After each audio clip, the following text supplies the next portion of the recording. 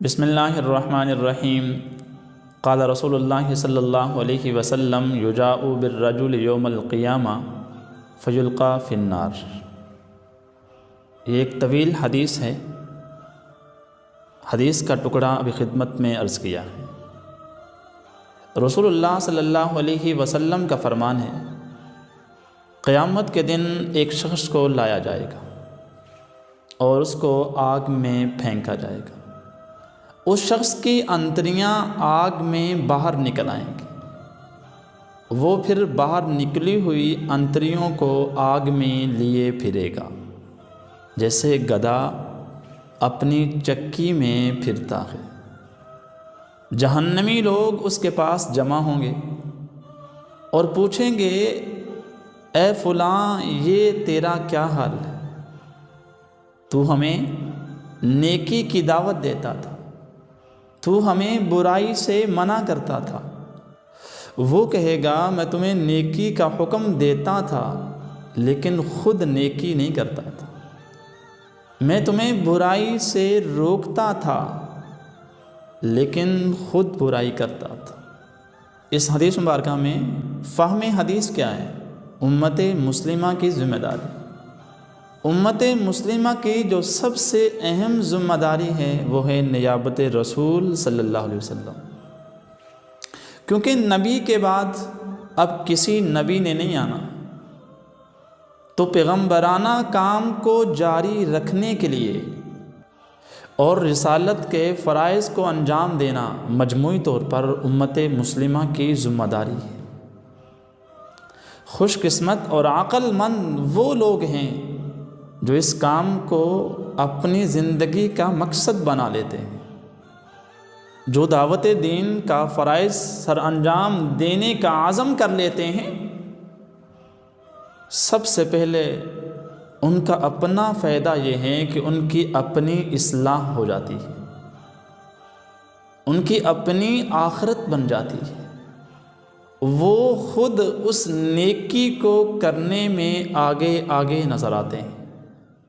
تو سب سے بڑا فائدہ یہ ہے کہ جب وہ دوسروں کو نیکی کی دعوت دے گا تو خود اس پر عمل پہلے کرے گا، تو توقع نہیں کی جا سکتی کہ وہ دوسروں کے دل بدلنے میں کامیاب ہو جائے۔ اس لیے کوئی بھی نیکی ہے، آپ کسی کو نصیحت کرتے ہیں، کسی کو دین کی دعوت دیتے ہیں، کسی کو اللہ اور اس کے رسول کی بات بتاتے ہیں، سب سے پہلے آپ خود عمل کیجیے اور اس کا فائدہ بذات خود ہو جاتا ہے۔ لیکن جب دوسروں کو دیں گے، خود عمل کریں گے، آپ کی بات میں اثر ہوگا، آپ کی بات سننے کے بعد دل میں اترے گی، اس پہ لوگ عمل کریں گے، تو جہاں پر ان کی آخرت بہتر ہوگی، ان کے ساتھ ساتھ آپ کی آخرت بھی بہتر ہوگی۔ تو دوسروں کو نیکی کی دعوت دینا اور برائی سے روکنا ٹھیک ہے، لیکن اس کے ساتھ ساتھ خود عمل کرنا ضروری ہے۔ یہاں سوال ہو سکتا ہے کہ ہم دعوت دیں، ہمیں دعوت دینے کا فائدہ نہیں ہوگا۔ بھئی، آپ دعوت دے رہے ہیں، اس دعوت کا فائدہ ہوگا، لیکن جس چیز کا آپ حکم کر رہے ہیں وہ بذات خود آپ نہیں کر رہے، اس چیز کا تو گناہ آپ کو ہوگا نا۔ مثال کے طور پر آپ نماز کی دعوت دے رہے ہیں، جس کو آپ دعوت دے رہے ہیں وہ نماز کے لیے مسجد میں تشریف لے گیا، نماز ادا کر رہا ہے، لیکن آپ نے دعوت دی، آپ مسجد میں نہیں گئے، آپ نے دعوت دی، آپ نے نماز ادا نہیں کی، تو دعوت دینے کا تو جو ثواب ملتا ہے وہ ملے گا، لیکن جو فرض آپ نے چھوڑا اس کا گناہ بھی تو آپ کو ملے گا۔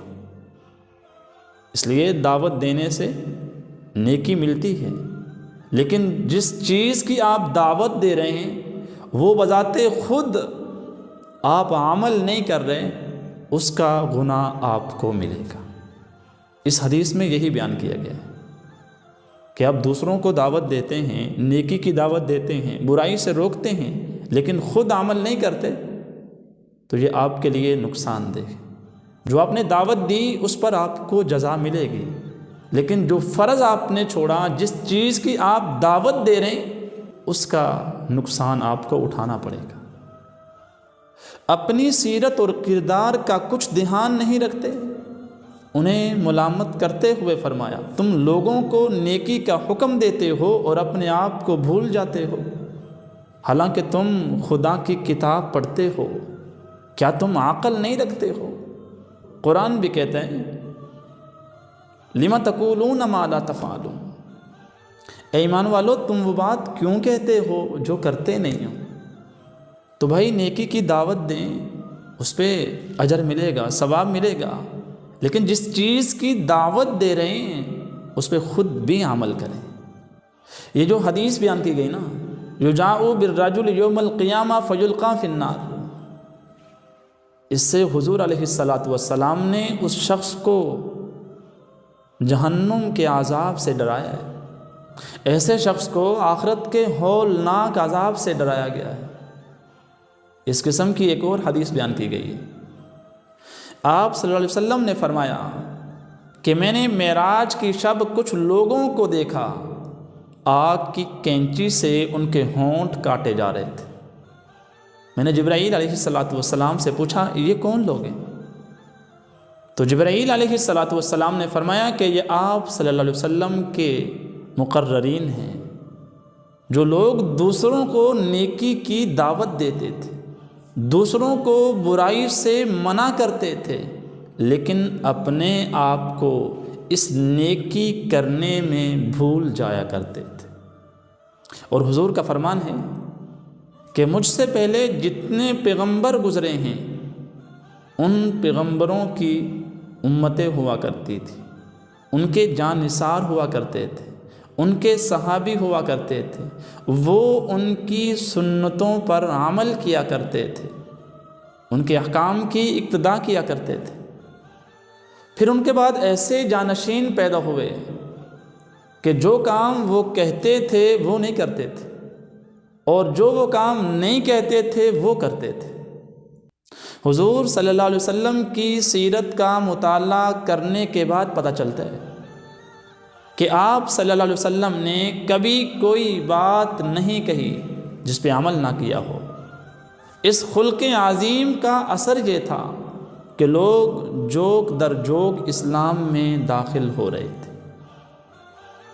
تو جو بات ہم کہہ رہے ہیں، نیکی کی دعوت ہم دے رہے ہیں، تو ہمیں نیکی پہلے کرنی چاہیے۔ برائی سے ہم منع کر رہے ہیں، ہمیں برائی سے پہلے رکنا چاہیے۔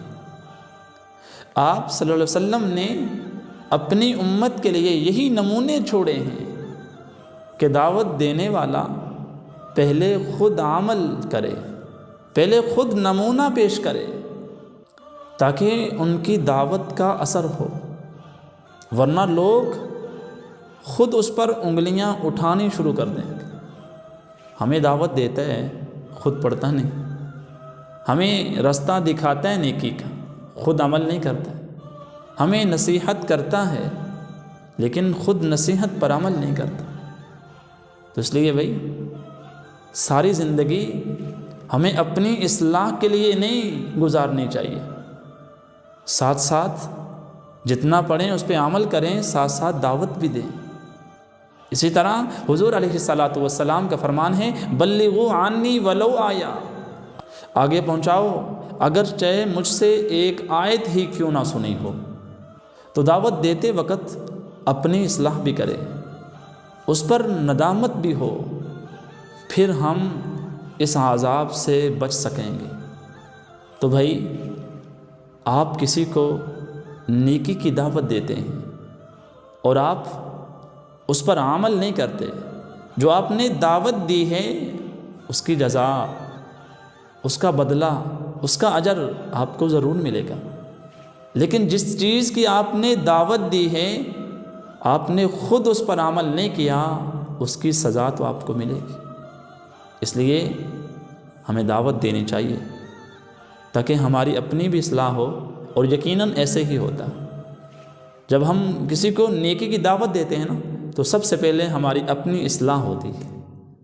تو اللہ کریم ہم سب کو نیکی کی دعوت دینے کے ساتھ ساتھ اس پر عمل کرنے کی بھی توفیق بخشے۔ وما علینا